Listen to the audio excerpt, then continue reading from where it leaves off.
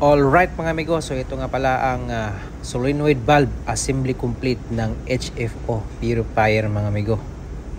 Ngayon mga amigo ay air condition natin ang ating solenoid valve sa pamamagitan ng pagpalit ng diaphragm, linisan ng filter at bugahan ng hangin ang sa loob ng solenoid valve complete mga amigo upang mapagana ulit at maikabit natin doon sa ating HFO Westphalia purifier. Isa sa problema mga amigo kung hindi natin malinisan ito mga amigo ay magkaroon siya ng stock up dahil barado ang kanyang filter.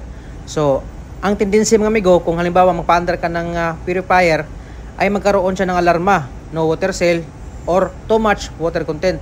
Ayan mga amigo ang kadalasang alarma ng ating HFO Westphalia purifier kung may problema ka sa ating solenoid valve complete. Kaya binaklas natin ito mga amigo upang makita natin ang nasa loob nito at palitan natin ng diaphragm, yung filter at yung mga ibang pisa na kailangan palitan mga amigo dito sa loob ng ating solenoid. Sa mga baguhan pala, ito nga pala yung ginagamit natin sa purifier mga amigo.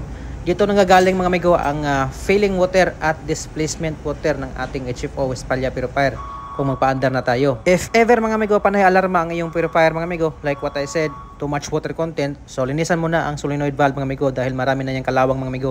Yan ang nagpapabara doon sa non-return valve. Kaya panay tagas yung tubig mga amigo. At ayan na mga amigo, baklasin natin ang cap ng filter at ipapakita ko sa inyo kung ano ang status ng filter ng tubig mga amigo. So ayan, dahil dito mga amigo ay nagkaroon ng abnormalities ang pagtakbo ng ating purifier mga amigo. Yan nga sabi ko kanina mga amigo, isa ito sa dahilan mga amigo kung bakit nagkaroon ng maraming alarma ang ating Westphalia HFO purifier mga amigo. So as you can see, marumi ang filter, nagbara mga kalawang at yung mga butas mga amigo ay natabunan na ng mga kalawang mga amigo. So, kailangan nating linisan ito at tanggalin ang mga kalawang, mga dumi-dumi na nakasabit dito upang maganda ang flow ng tubig galing sa ating tangke papunta sa ating purifier. Meron na tayong ginawang video mga amigo, part 1 kung paano magpalit ng diaphragm mga amigo sa ating solenoid. So, napaka-importante na video na yun mga amigo para sa mga baguhan. So, pakisuyo lang mga amigo, i-check nyo lang yung mga videos ko kung saan yung part 1 upang makita nyo mga amigo kung paano magpalit ng diaphragm. So, itong video na ito ay karugtong to sa ating ginawa dati kung paano mag-overhaul ng ating solenoid valve complete sa ating HFO Westphalia purifier. Ugaling i-check lagi ang mga filter mga amigo sa solenoid valve complete upang hindi kayo magkaroon ng problema habang napatakbo kayo sa inyong purifier mga amigo.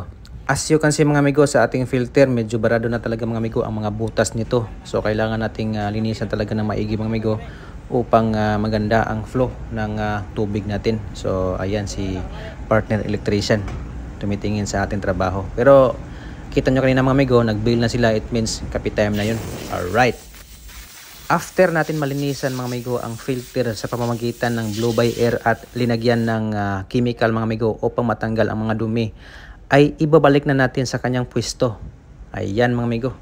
At mamaya mga amigo ay ikakabit natin ito sa ating HFO Westphalia purifier kung gumagana ba, maganda ba ang kanyang flow ng tubig. At hindi na ba mag-indicate ulit sa monitor itong ating alarma, too much water content or no water cell mga amigo. Ayan mga amigo. Dito na lang muna tayo mga amigo dahil coffee time na. Alright. Salamat sa mga nanonood.